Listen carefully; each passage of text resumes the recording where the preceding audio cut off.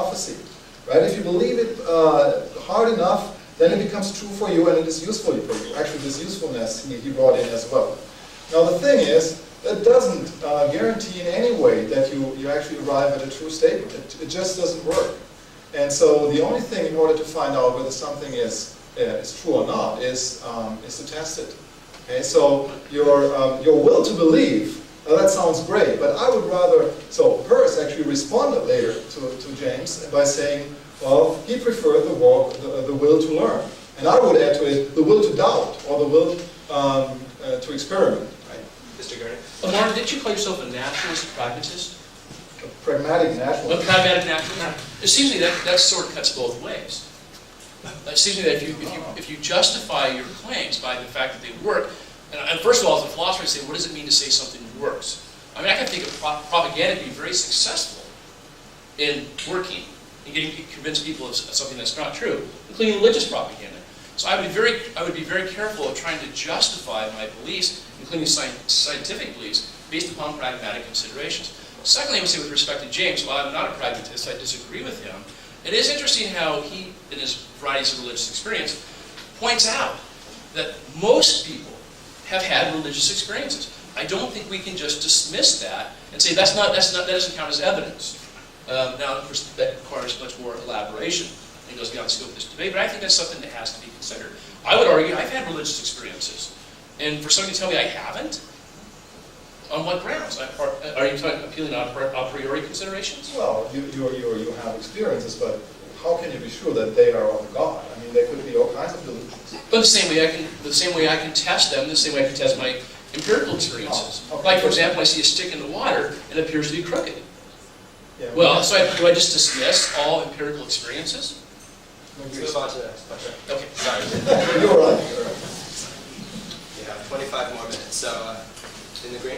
Yeah, can I just bring you back to this morality point that you made? This is Professor Yes. Gurney. So I hear this from religious people a lot, and I find it really sort of insulting, being an atheist. I mean, what is wrong with what Professor Erwig said? I mean, okay, the problem of objective morality is a problem for all of us, right? Whether you're religious or not. And I see absolutely no way of deriving any kind of objective morality from religion. Religion is there's gazillions of gods out there with gazillions of interpretations, so you have no chance of getting objective morality from religion. But what is wrong with taking an axiomatic approach? We start with an axiom, like Professor Erwig said, that suffering is bad. That's something everyone in this room can agree with. Okay? Perfectly good axiom. And from there, we build a morality. No need for God. What's wrong with that? Well, first of all, I think you confused and conflated epistemological considerations from metaphysical considerations. It's a very different question to ask what grounds morality, as opposed to how do we know what grounds morality. And your appeal to various gods and all that is an epistemological issue, whereas the objective question still remains. And I think they're both very interesting questions. But I would argue that, in fact, and Dawkins himself talks about this, that if we take the naturalist view seriously, the world is morally indifferent. The world is morally indifferent. So what grounds morality? If you want to try to argue from evolutionary ethics, why help a little lady cross the street rather than push her out in front of a bus? Because it would decrease suffering by helping. But why is that a good thing? But why is that a good thing? It's an axiom. What do you mean axiom? Axiom based upon what? You can keep asking me why it's good forever, but eventually I'm going to have to concede that I can't keep answering the why. Right, but see, what I'm saying is good is not a natural property. This is why we have axioms. So let me give you one answer to that. So as beings in this world, our purpose, and if you take really this purely naturalistic view, our purpose is survival. Right? And so from that perspective, we have learned to avoid pain because, well, if we endure pain, we suffer and we die. So it's good to avoid pain. So it has a natural purpose to avoid pain and suffering. At least for me. Well, yeah, for you, for me, I think for everybody. So I think I agree that nobody would really disagree with this, except maybe some masochists. But that means it's actually quite natural to avoid suffering. So there's no need to justify this with anything. And so you're appealing to faith now? No, it's an observation. It's an observation that everybody in this world avoids faith, except if you're a masochist. Avoids pain. But why am I more opposed? Sorry to interrupt. Yes?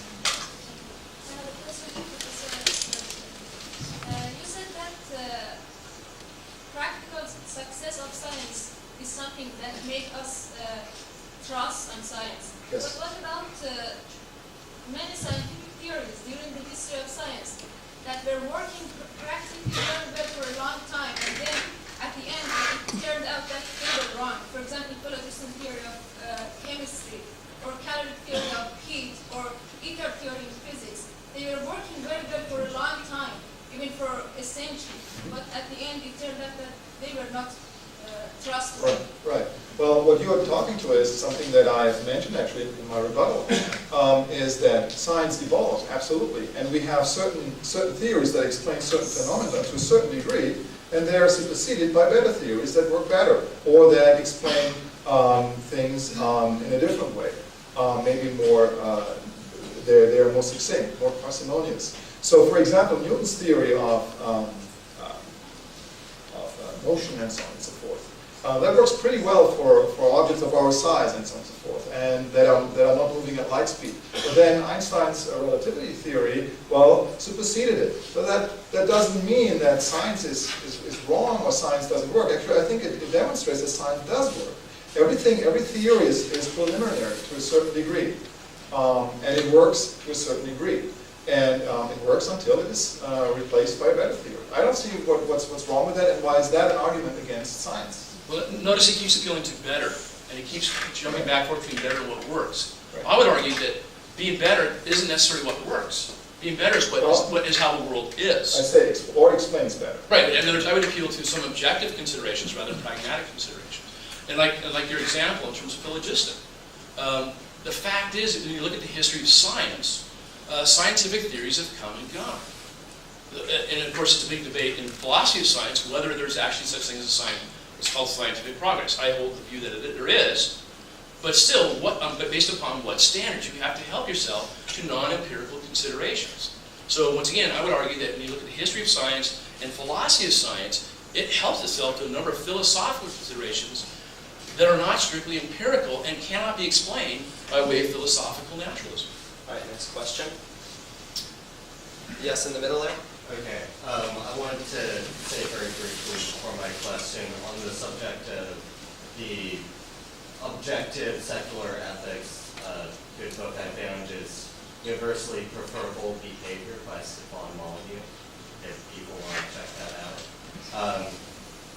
And my question is, I guess, kind of to both of you.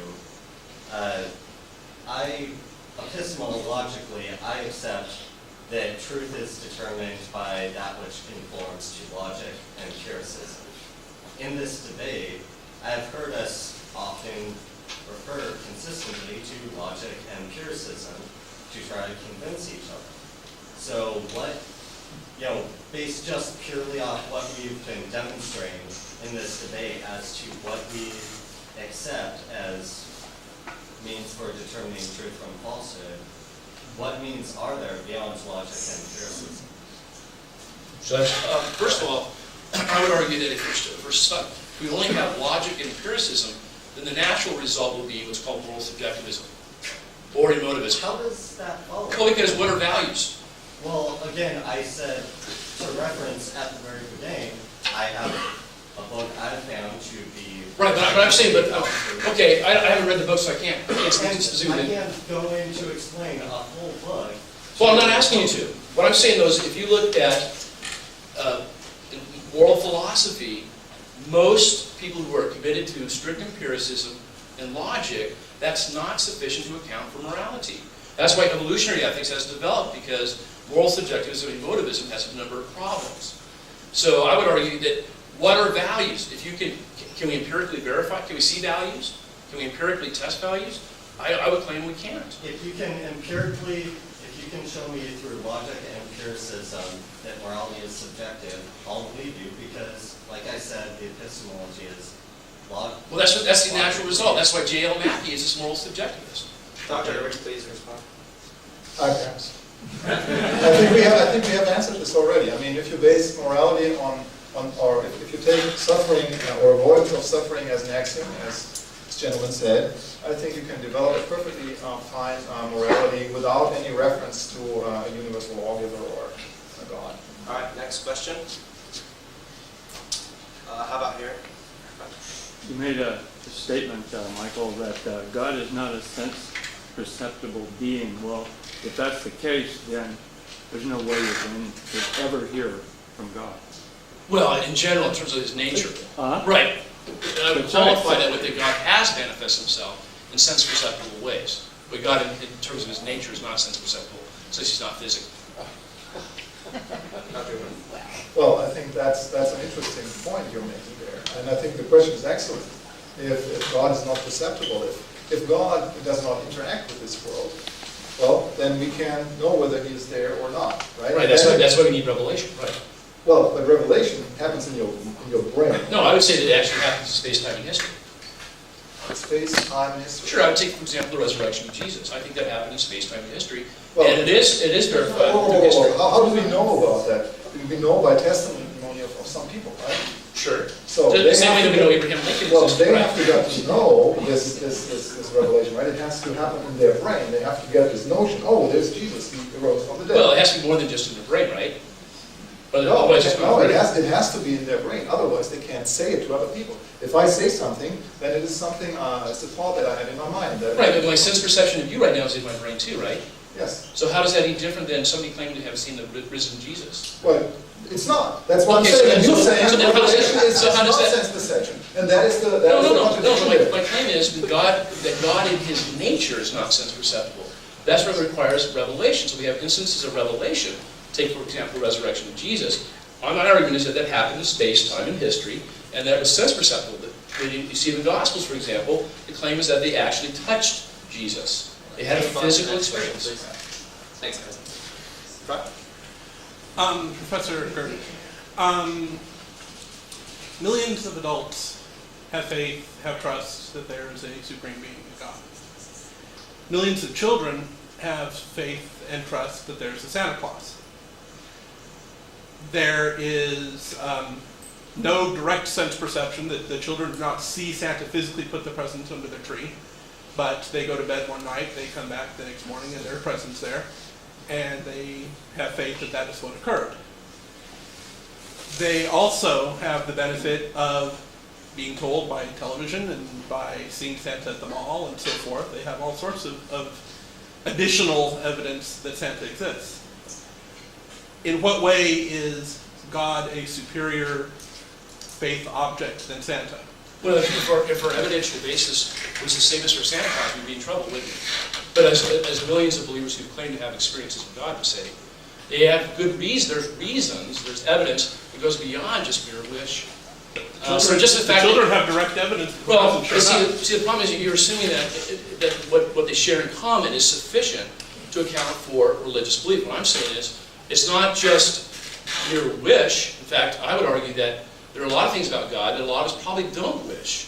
For example, I think most of us who are theists would say, we don't want to believe in a God, or we'd rather not believe in a God that punishes people. So by the fact that I don't wish that doesn't make it false. So it's not based merely upon wish fulfillment. So, well, if you say you have experience of God,